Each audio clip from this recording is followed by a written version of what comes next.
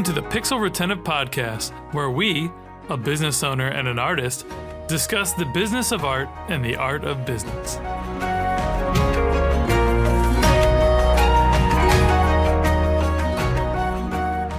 Hey friends, I'm Carl, founder of Epic Made. My co-host Ross is out today, but we're the host of the Pixel Retentive Podcast, where we share our thoughts on creativity, art, and business.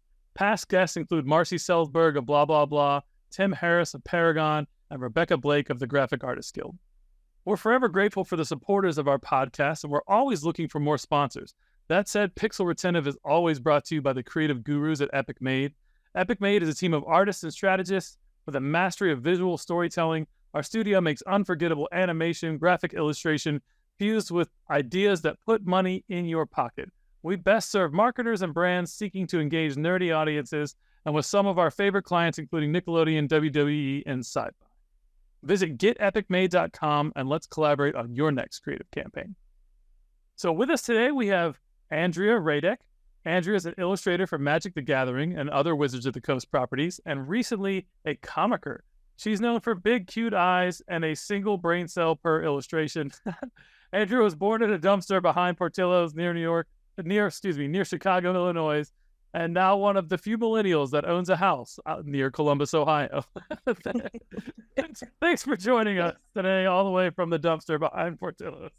Yeah, no, I mean, it smells delicious in there and stuff, so, I figured it was worth coming out and talking with you and everything, so thanks for having me on. I love it. So I've never been to Chicago, but I apparently have to go to Portillo's now, so that's it's on the list. So it's every time I go back, it's usually me like driving there and then just pulling in and then just like eating a hot dog and just crying because I missed so much and everything. But no, yeah, holy cow, I love Portillo's.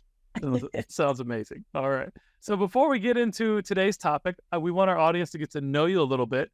So tell us how long you've been in the industry and what projects you are most proud of so far.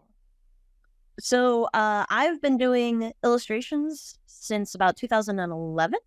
I graduated in 2010 and lived in very, very tiny apartments and had 9 million roommates and all sorts of wild stories and stuff from those times. But yeah, oh God. You think people have their stuff together in their 20s and 30s. They don't. But yeah, no, I've been doing it since 2011. And I really enjoy doing lots of cute stuff. Lots of I originally started off doing kind of like scary, spooky stuff.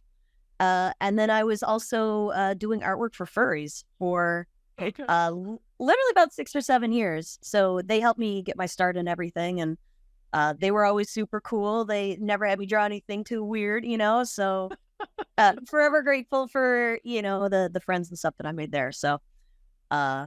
Amazing. So what project are you most proud of so far in your career? So I'm currently working on a comic. I've been doing it for about 4.5 years. It now pays all of my bills. It pays mortgage and stuff in my house. And wow. It's based off of a story that I wrote about 10 years ago that people really liked at the time. And then for whatever reason, I was doing stuff for Magic. Like I don't want to say I didn't enjoy doing stuff for Magic. I really love working with Magic. They're by far my favorite client. Sure. But it's really nice to be able to do your own work. Really nice to be able to do your own IP, and nice to I've been getting more into like doing advertising or not advertising stuff for it. Doing materials. I don't know marketing collateral. Yeah, merchandising. Okay. Yeah, doing merchandising and stuff for it. So, we have a really good response with people online, and we have a dedicated group of folks. There's some 60,000 strong per page, tend to be around and, read and interact with and stuff. So I'm really proud of that. So where do you publish your comic? So I've got it on Webtoons. It's not super popular on Webtoons. I have it on its own comic site, which is just caelumsky.com, which it's Latin. It's a CAELUM. I think -sky, or possibly all just one.com. But then I also have it on DeviantArt, and I've got it on for Affinity because I still have that previous furry clientele and what have you. So for the most part, I think I also have it on like Tapas, but okay. think posted a chapter 4 or something. It's like extremely outdated there. So bunch of different places online, but the busiest site right now is the comic site, which I think we have 1.7 million page views or something on there now. So Wow. yeah, no, it's crazy. It's going well, and I'm really enjoying it. So I love that. That's so exciting. And that's definitely the dream, right? Like being able to, like, my whole team of artists here, right? Like I'm an artist, Ross is an artist. We have, 11 people on the team. But yeah, I mean, the dream is always like do our own shit for ourselves and people like it and it pays our bills. So like, congratulations, right? I mean, we have tons of great client works and cool logos to put in our portfolio. And, we feel good about working on, some of our favorite IP from our childhood. But like at the end of the day, there's nothing better than like, I just going to write these things that I want to do. And then we're going to illustrate these things that we want the way we want them. And people love them. So I want to pry into that some more to see if there's some secret sauce in there that we can we can sure pry away. Awesome. Well, so this the subject of this episode is just life as a freelance illustrator, and obviously you have tons of experience with that, Andrea. And I think that our audience will get a lot of value out of this, just understanding, from the business side, what the mindset of a freelancer is. And then also from the freelancer side, like how can people better position themselves to, do things like make money off their own IP and, how do you get better as an artist? Where are some great resources and stuff like that? So I want to talk about all of that, and okay, I was going to say, like, I'm going to write this down. No, we'll just ping pong around it. As we talked a little bit in the pre-show, we're both highly ADD creative types, so I'm sure this will be interesting. So look, all right, I'm super fascinated right out the gate. Tell me how you started. So you wrote this story, and it's clearly a passion project, as all great things start out as, right? And then at some point you figured out a way to monetize this, or I assume it's passion project. Put it out there, build a community while you're putting it out there around this idea that love it, and then somehow flip a switch to monetize. Can you walk us through that a little bit? Yeah, sure. So the original story that I put out, I just had to have it on a Tumblr. It's actually still on the same Tumblr, which is God knows how many years old and stuff now. But is that like a dryer? I'm just kidding. Yeah. That was a dad joke. Oh man. Oh. Anyways, yeah. So, I put it out on DeviantArt originally. I think was its first iteration, and there's some really old chapters that are just terrible. But I used to write just the regular written chapters out every week or so, and I'd spent about 3 years prior to even writing this, because I spent from when I was about 17 to when I was maybe about 20 or 21. Just kind of brainstorming. And I had this idea for this not the comic. I had this idea for this story. And I used to be a cart pusher for Dominic's, which is not even a chain that exists anymore in Chicago. It's a Wait, Dominic's of New York?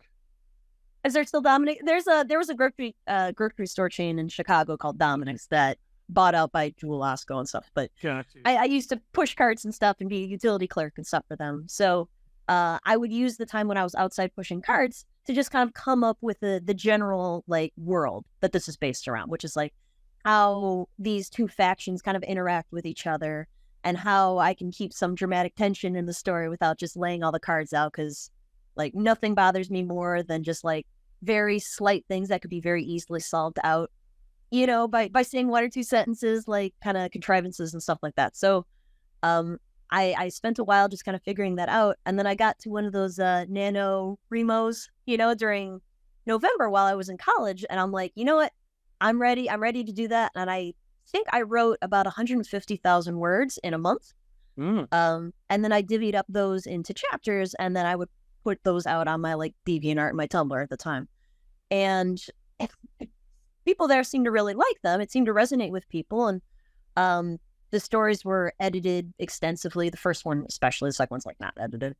And then I would just, I did, there's 2 books on it. There's Worlds Destroyed and Worlds Apart. And one was written about a year and a half after the other one, which I knew I wanted like a sequel to it. I wanted to kind of wrap up the whole story because the first one ends kind of on a cliffhanger. And I I was kind of prompted to do that by some unfortunate life circumstances and stuff. I had a friend that unfortunately committed suicide, and I'm like, this seems like a good time to write the depressing parts of this story. So Yeah. So sorry to hear that, by the way. Yeah, it's unfortunately one of those things. So, but yeah, so we just bring down the atmosphere. No, it's all right. Hey, life happens, and some of it sucks, and it just makes you appreciate the good parts, and we just keep rocking, right? So yeah, absolutely. Those are but so I had this community that was built up online of people that really enjoyed the story, and even for years afterwards, while I was editing the first book, I would have people ask me about the characters. They would, reach out to me just unprompted of like, hey, I came across your story. It's really resonated with me. I had one person, I was like, oh, because the comic is the story's a lot about like appreciating life as it is, and that everything is kind of like a middle gray, more or less.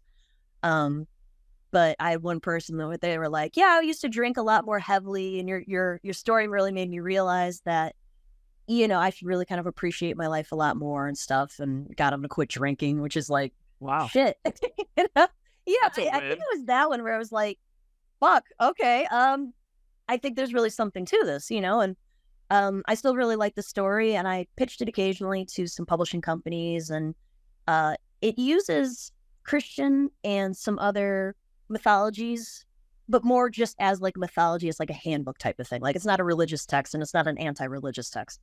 It just kind of tries to put the world in a very kind of flat, like a very just kind of straightforward way. So I had started doing some stuff for Magic the Gathering, and I still had this story that was just kind of left over. And I don't know why I didn't have this click earlier, where it was like, oh shit, I could probably do a comic out of this, and that would probably, I still have people that would email me, 6 or 7 years later about this story.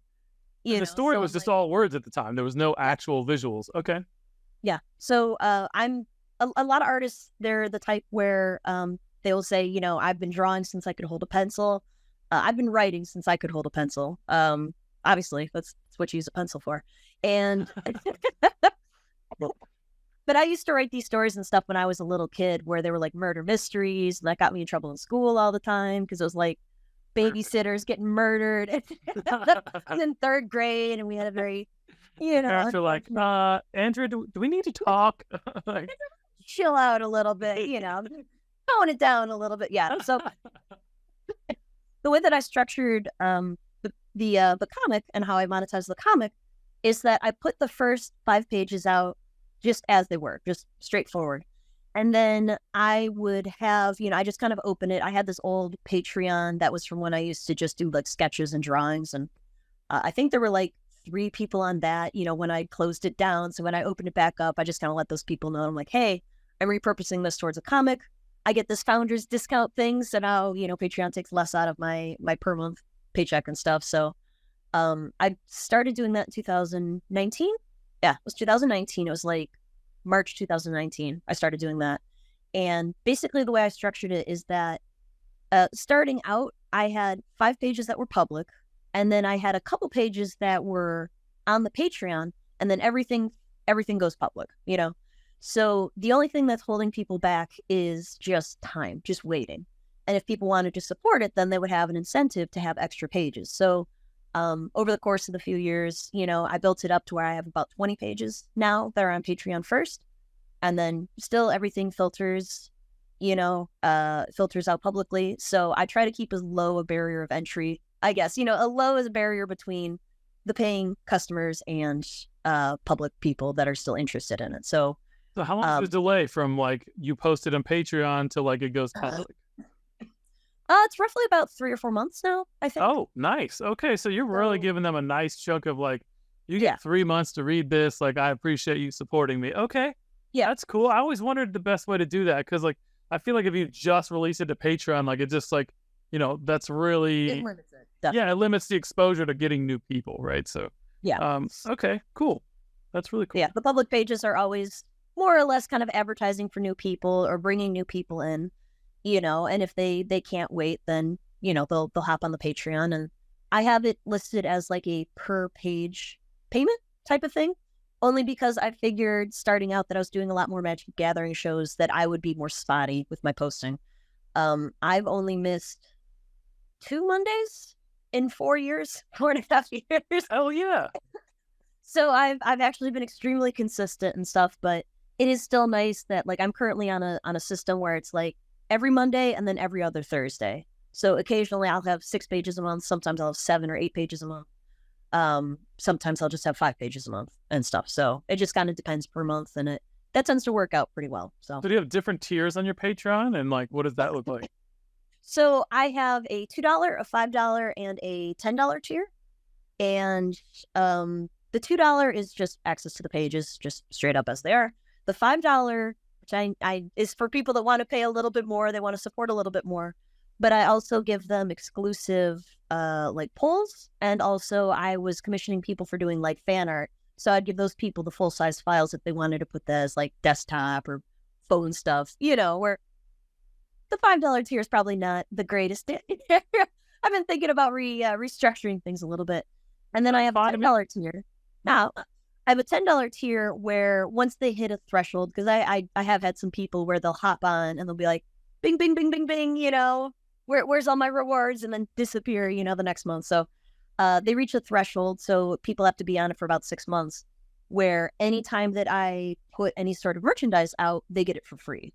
So that is good for people that I think we have some 20 some odd people or something on that, where just basically anytime it's like, oh, I've made some t-shirts, let me take all of your guys' sizes. I will send you a big box of t-shirts and stuff. And it kind of comes and goes in clumps for these folks. But for the most part, it tends to be people that are just very interested in supporting the comics. So it's worked out pretty good. The vast majority are the $2 people and stuff. So is that what pays your bills? Patreon mostly? Mm-hmm. Yep. Wow. Okay. So Patreon, Patreon exclusively pays my bills technically, and then I do the stuff for Magic the Gathering just kind of on the side, and right. Supplemental income, I guess. So okay, cool. It's weird to say. No, hey, that's fantastic to say. Wow. Okay, great. Thank you for sharing that. So let's talk about so everyone's always, if you're an illustrator and you do like quasi serious level work, right? Like you probably are interested in trying to one day do a piece for Magic the Gathering or some Wizards of the Coast property. How did you get yourself in a position there? So I've talked to a couple other people in the past. They say you just go on their website and apply, and was that the case for you, or how did that go? No, it was quite a bit more drawn out and stuff. So I'd applied 6 times over 3 years. You can do it every 6 months. From what I heard recently, though, their art drop doesn't actually go anywhere anymore. So I don't know if that actually still works, but I applied every 6 months. I got the same polite emails back where it just says, hey, if we find something we feel your work will fit in, we'll let you know, which is their polite no. And I realized that I needed to get better, and I needed to kind of reorganize myself and try, So at that point, I was still doing kind of furry commissions, and I just moved to Roanoke, Virginia. So I figured a good way to at least kind of stay nearby Magic was to work for Star City Games. And I joined as one of their card pullers in the back, and, had access to all of these cards and felt very connected with, any sort of sets that were coming out and any sort of anything that was happening with the game. The job didn't pay very well. It was minimum wage. And I found myself kind of struggling because I didn't have enough time to actually do the illustrations and stuff that I was being paid for. But I still wanted to stay there. But eventually they had an opening for a web developer, which I do not know how to do. It was just like coding their newsletter, and my friend had assured me that it was pretty straightforward. So I learned some CSS and I learned some HTML and learned how to code just a little bit, just enough to get through it. Put up marquees. They eventually kind of switched me to doing more marketing and advertising materials and stuff. And eventually, after probably about 4 or 5 months, their previous illustrator, which was Liz Nugent, left. She decided that she wanted to do freelancing full time, and I applied for that. I got that job, and then I started doing the creature collection stuff for SCG. That started going into parody creature collection stuff, which people still really enjoy, and those would get posted up on Reddit. And then Magic watches their Reddit pretty closely. So I after another 3 years of working at Star City Games, Magic contacted me out of the blue. And I thought the email was fake. I had a friend of mine look into the metadata of the email. We're like typing in the IP address and stuff, and we found that it was coming from Renton, Washington. And I spent about 10 or 15 minutes like losing my shit at the back of the room, going like, you know, like Yeah. And then I started doing work for them in 2017. So Nice. Yeah, I had the same sort of moment when we got our first gig with Sci-Fi, and I literally like went to the bedroom and just laid on my bed and cried. I was like, "Holy shit! Like we finally got a brand that somebody knows, like on a national, everybody knows, right? Like so that was super cool. Yeah, I totally get that feeling. It's nothing better than that. It's like you don't even care what the pay is at that moment. Like you just wanted to be validated, right? Like it's like yeah. No, I was beyond excited, and they had me do a lot of the like half animal cards and stuff because they saw that I like drawing animals, and they're right, you know, I enjoy drawing animals and stuff. So, ever since that, it was a little more here and there the first few years, and then more recently, it's been a lot more consistent. And I just had the Rin and the Siri Secret Lair cards and stuff that were announced a few days back, where I have the get your card proofs. Let me just nice. No, I painted them traditionally. So I've been working more into going traditional just because of the kind of current climate of art and what have you. And no kidding, right? Like most people, like, yeah, it's getting crazier and crazier. Oh yeah. Yeah, let's talk about that afterwards too, because I got a project I think that could be fun. Just like a little side thing. I'll put a note here. Anyways, yeah, sure. I'm being ADD. Trust me, I get it. But so I have another, I think, 6 cards down the line. I did 3 or 4? Ugh. I think I did 4 for the Final Fantasy Worlds Unchained. I forget exactly the kind of like not outsource. Yeah, no, my brain is not working. I'm on a lot of cold medicine. Yeah, you're all right. So that's my excuse. You working with Capcom on that, or? No, so that's a Square Enix, and that is it's a Universes Beyond. That's what it's called. Got it. Okay. I'm getting comic stuff mixed up. Universes Beyond. So I did a whole bunch of the Final Fantasy cards and stuff. Those are all digital. Okay. But then I did a bunch of the stuff coming up. There's it's the name of the cutesy set. I don't know. Like I did the work. I did some of the work for some of the cutesy set, but there's like a Redwall-esque themed Magic the Gathering thing that's coming out. Oh, no idea. I did some cards and stuff for that. So and a bunch of other ones. So I'm super excited for other stuff that's coming out. This last week has just been insane with 3 cards of mine, a judge promo, a goblin judge promo for Commander Sphere, and then the Rin and Siri, and then it's like a 2-sided card. So I have another illustration and stuff in there. So cool. Yeah. Oh, yeah, busy. Love it. Well, hey, being busy is great. We've had a pretty crazy January ourselves.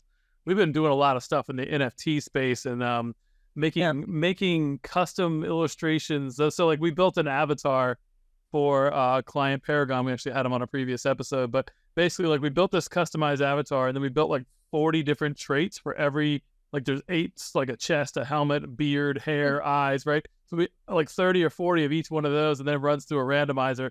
It just looked so good when we launched it. It sold out in 2 hours. Like it was really cool. So anyway, that's cool. Yeah, that was kind of reminds me of like Neopets. Do you remember Neopets? No, I don't remember Neopets. I have to look this up. Neopets. Well, Neopets was a little bit less randomized. There's some of those like early adoptable sites and stuff from probably a decade ago where it was a similar thing where you could kind of breed stuff together, but it would randomize a number of traits and stuff like that. Some kind of unique stuff together. That's cool though. Yeah, cool. The predecessor of this. Yeah, I'm looking at it right now. Oh, neat. Very cool. I love that. Yeah. All right. So I want to ask you another thing. So what would you say is a great, like, so as you became like, you went from like, as we all do, terrible at doing art to like really good working with some, really notable brands doing, arguably top class work in the world, right? Like, what are some of the best resources that you found like to help people become better at illustration? So, I I used to really hate doing still lives and stuff when I was in school. I had a teacher who, she had a unique talent of making just the worst fucking looking still lives. Like, there were always shoes, and there was always just like a candle. Yeah, like an old bag, a candle, some shoes. But it was just, those are super useful, having like from life drawing skills and stuff to kind of understand form and figure a little bit. Always super useful. For a while when I was practicing, before I was doing Magic the Gathering stuff, I used to have 2 boxes of Magic cards where one would be like lands or places and situations, and the other one would be creatures. And I would take one card from each of those and then just come up with an illustration that was kind of a mix between both of them. So that was a really nice way to kind of practice stuff. Honestly, a lot of it is just busting your ass. Practice. Yeah.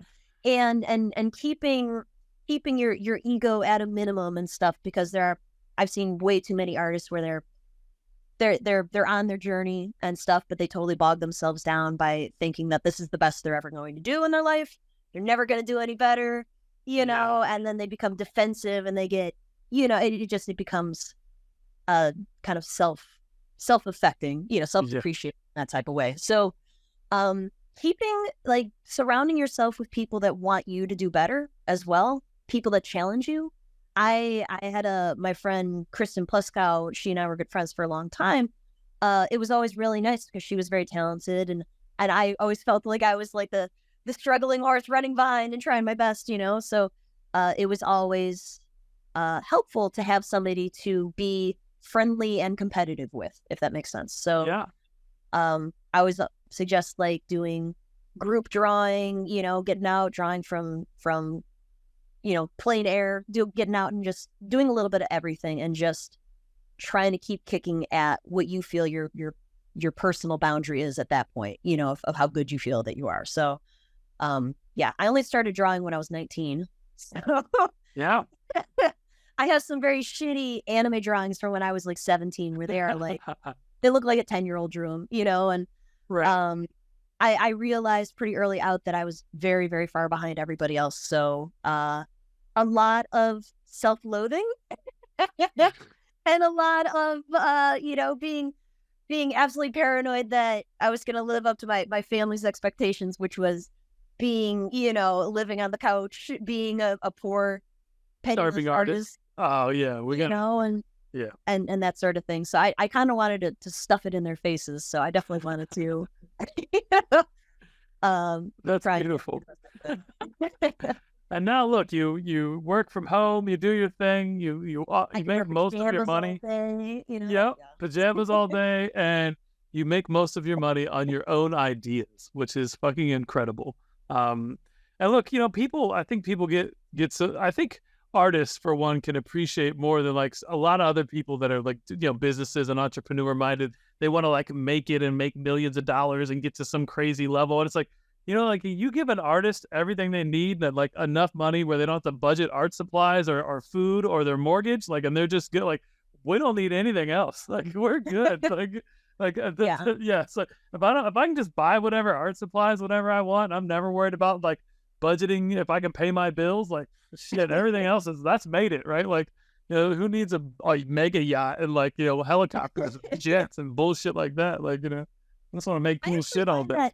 That sort of comfort it scares the hell out of me, honestly, because I'm so used to fighting like tooth and nail for everything, where it's just like, oh, if I don't do this commission, I'm not eating, it's a great motivator and not a healthy motivator, but it's a great motivator. So I actually find myself more recently, not exactly struggling, but if I am not, if I have my bills and stuff paid, I am infinitely more lazier than I probably should be, so we were talking a little bit before the show had started about we both have ADHD, but I only recently started getting medicated for ADHD, and that has gotten me to enjoy a lot of stuff again, and gotten me to not be like, oh, I guess I can just lay around and just watch, Disney movies and play video games and not do anything today. Like it makes me excited and stuff to do the work that I know that I love to do. So that's cool. Yeah. Yeah. I have a problem. I can't not do something. Like, it's not like if I don't know how to relax. I don't have a relaxed mode, right? Like I started this business in 2006 and I've been trying to be an artist and an entrepreneur. And, I got a homestead here where I grow like hundreds of different things in the backyard. I got an acre and a quarter. And it's like, there's a million to-do projects and the honey-do list is ridiculous. And there's 55 things I need to fix and like a window that's falling out of my house that like, I could pay someone to fix. I have the money, but I was like, I don't trust the money. So like, I never want to spend it. Right. Like, so like, it's like being poor for so long. And then you have a little bit of money. It's like, I don't want to spend anything. Like I'll do all the work myself. Like, and that becomes like this cycle where it just eats all my time. And it's just like, I don't know, but I know that well because this room is actually a room that I renovated by myself. So, oh yeah. And you can tell by the section of the ceiling over there Nailed it. where the wall used to be and a bunch of nails are sticking out. Yeah, I get it. It's artisanal, it's got the wabi sabi in it, It's like, you can see the process. Like French, yes. They built this house like garbage. I swear to God. I both had respect and then lost respect for like, oh my God. Some of the stuff that I've come across in this house already have just been like, and they're just trying to start fires. Like you can see some of my wall sockets and stuff there still have a whole bunch where it was cut out where it was just wired like garbage. Like it is a miracle this place did not burn down in a fire. So, but yeah, I get it because that was the same thing. I was like, I could pay somebody to do this. Or I could struggle for a few months and just have bruises, like my bruises on my knees and stuff, and my hands from laying down all the floor because I did all the flooring and stuff myself. And my friend, no,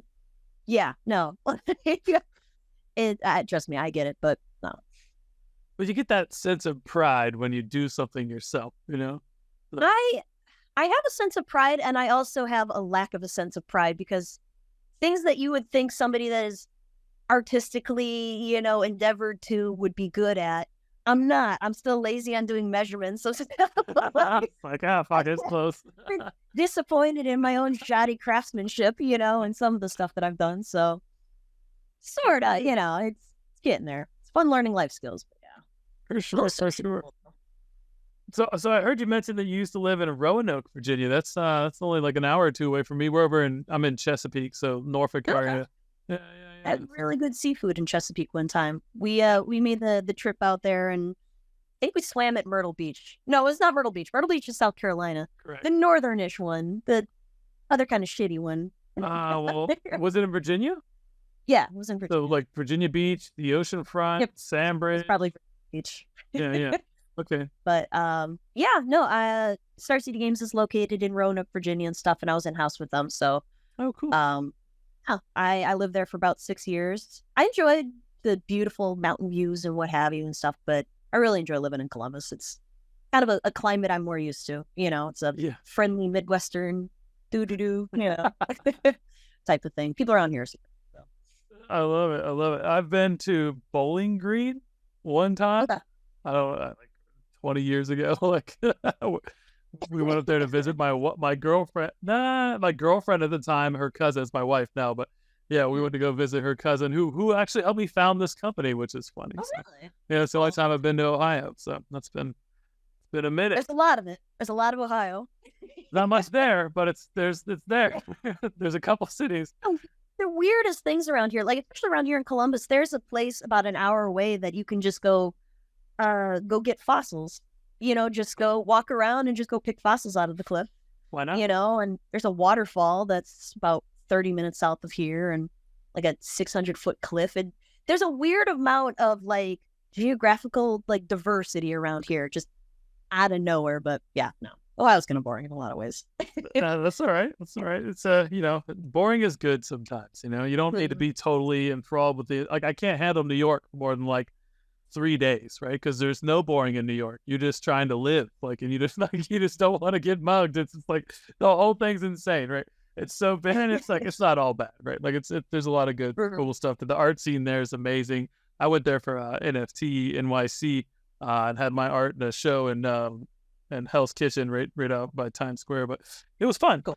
But anyways, I don't know why I got on that topic, but I wanted to ask you, what do you think as far as freelancers go? Like, what do you think are like, what's the number one thing you think someone deciding to go freelance should do? Like, all right, I work at this job. I'm pretty good at what I do. I want to freelance. I want to quit this job. Want to, do my thing. What do you think that, what's the best advice there? This is gonna sound terrible. Don't quit your job. No, that's okay. I've known a lot of people, well, not a lot. I've known a few people where they have just decided to go, just jump feet in, and just, I'm going to make it or I'm not. And that is such an incredibly stressful situation for people that it does not make good or fun illustrations out of it, No, that's what I did when I started my business. Is it? I was like, I almost died. Yeah. Made it.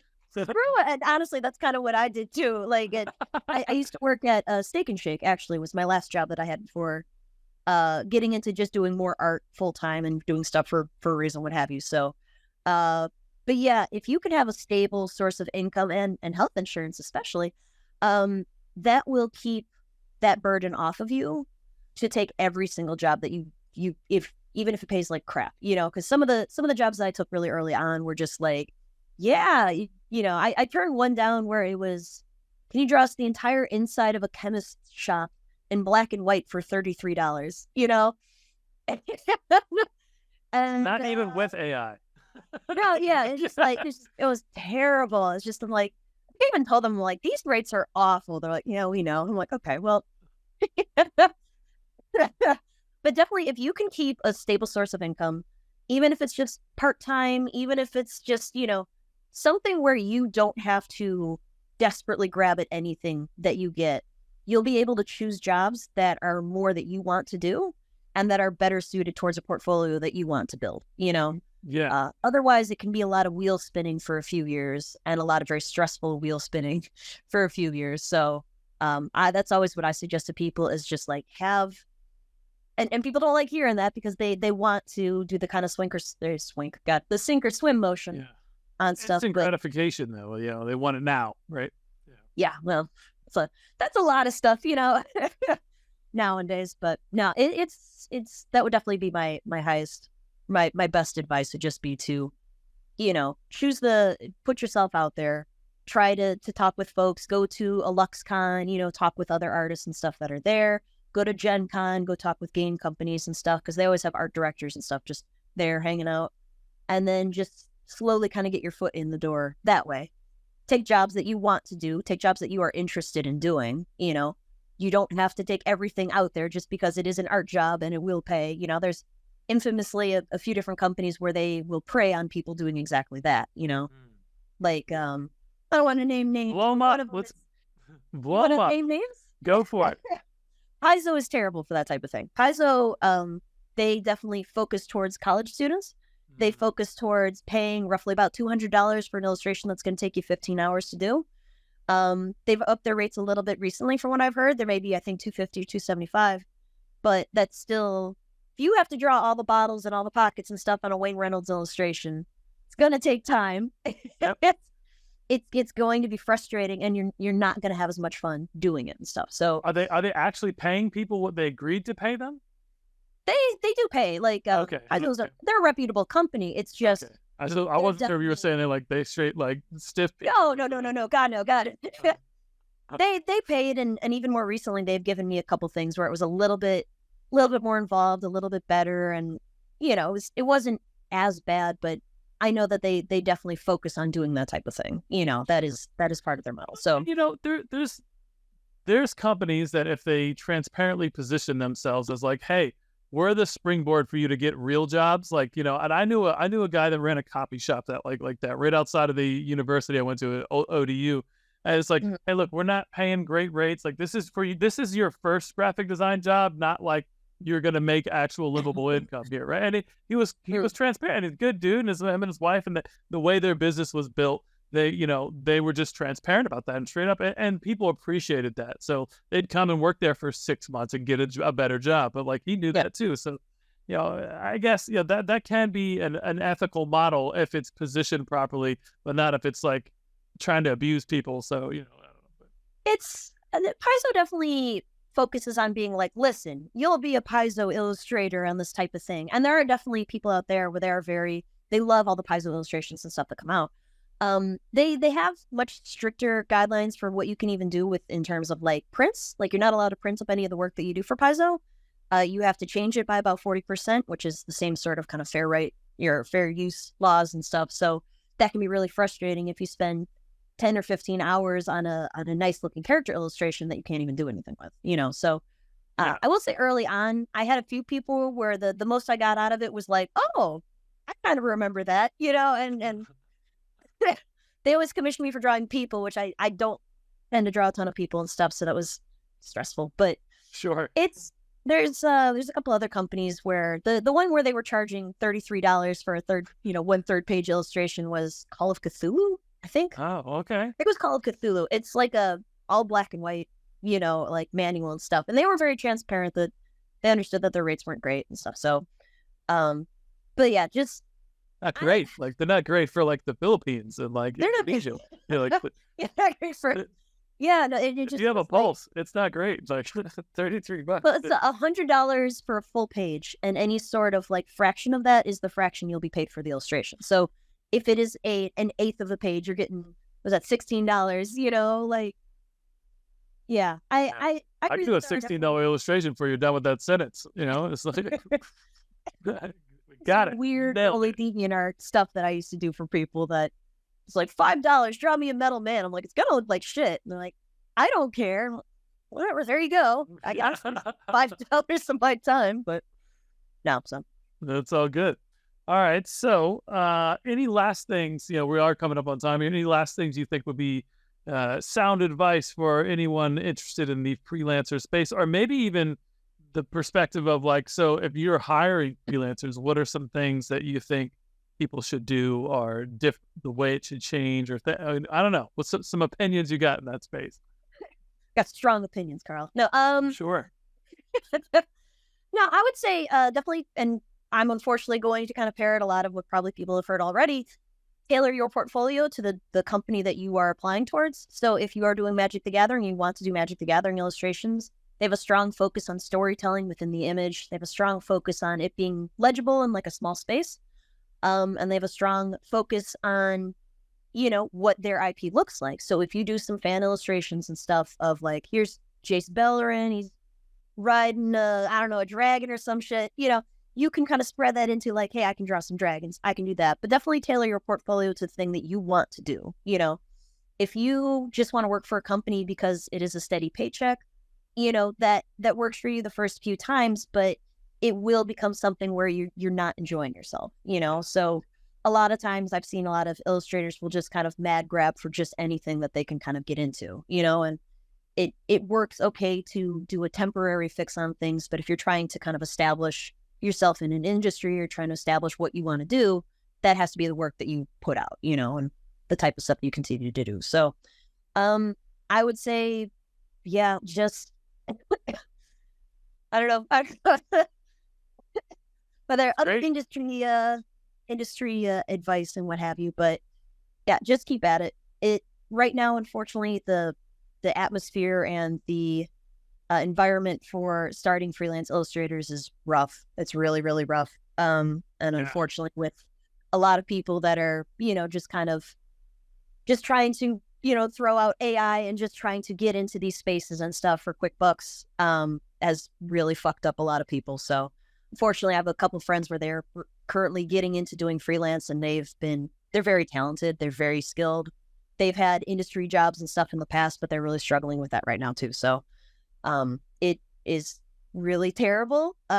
Fingers crossed that it gets better in the future, as stuff gets kind of sorted out. So, yeah, definitely just try to do the work that you really want to put forth and stuff. And just, if that means that you're going to be working your part-time job and you're just kind of doing your own illustrations for a bit, and you're just kind of slowly building an audience online, then maybe that's how the next couple of years go, unfortunately. So one thing you said there was like earlier, collecting on that was like, keep consistently putting things out there and build that community around them, nurture that community.